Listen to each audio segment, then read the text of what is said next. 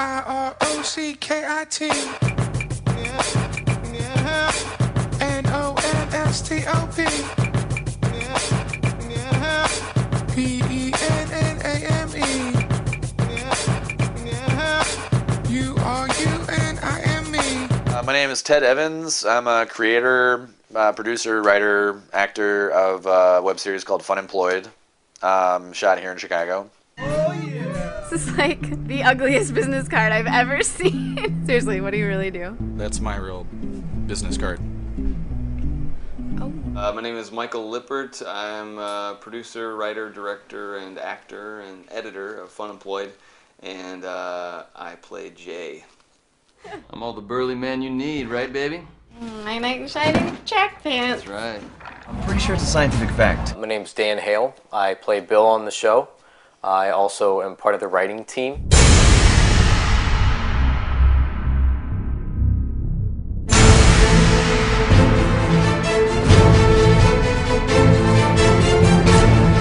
Vote us now, bitch! I call myself the creator because it was my initial idea to make the show, but I didn't create the show by myself. I brought Alex Harris was my neighbor at the time. He plays Lockwood. Welcome to Lockwood's locking down the streets. Locking them down, boys. Locking them down. The producer of Funemployed, Katie, she knew, she was good friends with my friend Brian, who I worked with and was my roommate and had that experience with. So that combined with the fact that I knew Ted from college as well, and that we were hanging out, I think they were looking for a character to play Bill, who was actually based on somebody in real life named Bill.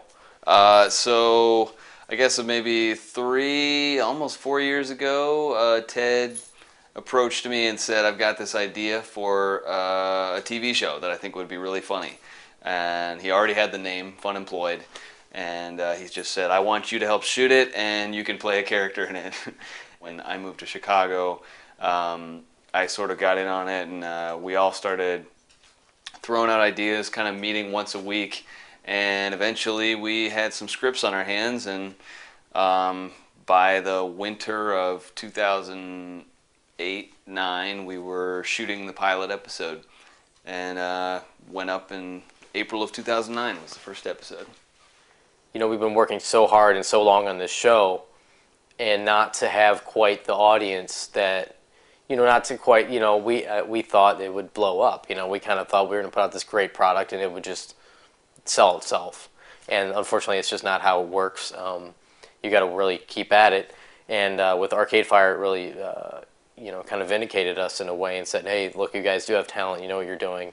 And that was just the right video at the right time. They just won the Grammy, and people were like, wait, who? There were hundreds of blogs online. There was a website devoted just to fans against Arcade Fire, fans of like Justin Bieber and Lady Gaga against Arcade Fire winning this Grammy. People all over didn't even know who Arcade Fire was. And so that's sort of where the joke came from. You better know who Arcade Fire is, or hipsters will kill you. This is the Arcade Fire Hipster Attack storyboard. So the initial idea is just us walking down the street, and it's just me and Bill, and I'm like, oh, dude, I think it's really cool that Arcade Fire won Best Album. And he's like, who's Arcade Fire? And I'm like, what? How do you not know who Arcade Fire is? And then they just jump in, and I run off screaming. So, like, you can see where the basic idea is still really intact. I think it's pretty sweet that Arcade Fire took Best Album over Gaga and Bieber, Oh my god, yes. Totally. Who is Arcade Fire? What? Whoa, dude. Sorry guys, I never heard of them. I listen to good music. Oh, shit! Oh, shit! Oh, shit!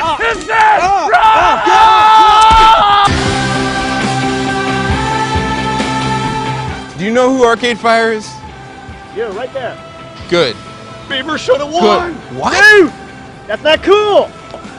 Did you say that? Posted it that night, and it blew up Thursday. And it started out at like 1,000 hits, and it froze, and then it was 10,000 hits, and then it was 50,000 hits, and then it was 75, and then it was It was like 220,000 hits by the time we went to bed that night. Like G4 like just seemed to go with the flow of things because it was already like racking up a bunch of hits, and it still gets hits. Right now, I believe it's at like 448,000 hits.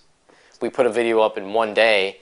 That night, we're on national television, which for us, working years and years on this project of ours, I think it took us all back to that original seed of inspiration that got us moving enough to make the show in the first place. It was like a rebirth of inspiration, and all of us were just on cloud 9. The award went to Arcade Fire, who sold less than 500,000 records. Yeah, so kids immediately got on their internet to scream, "Who the hell's Arcade Fire?" Which is what they would do. And now, today's number 5 envisions how true hipsters might respond. Oh my god! Oh my god! Oh my